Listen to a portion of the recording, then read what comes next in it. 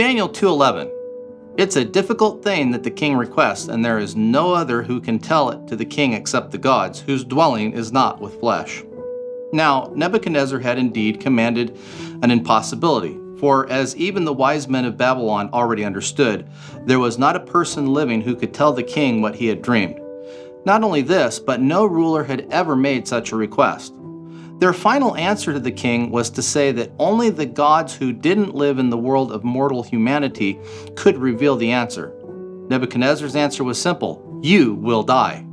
And this is where we find Daniel, staring at Arioch and his men, their swords stained by the blood of other not-so-fortunate wise men.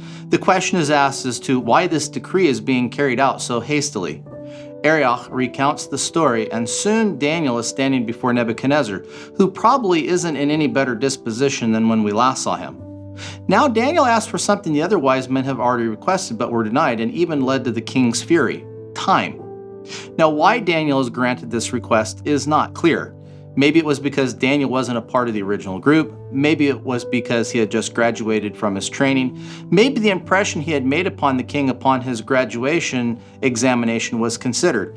Maybe even the fact that it appears Daniel allowed Nebuchadnezzar to set the length of time to recount the dream and give its meanings played a part.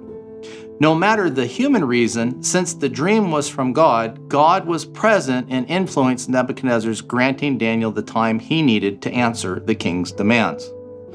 Returning home, Daniel and his friends prayed to the great I Am, the Alpha and Omega, the only one who could reveal the thing desired.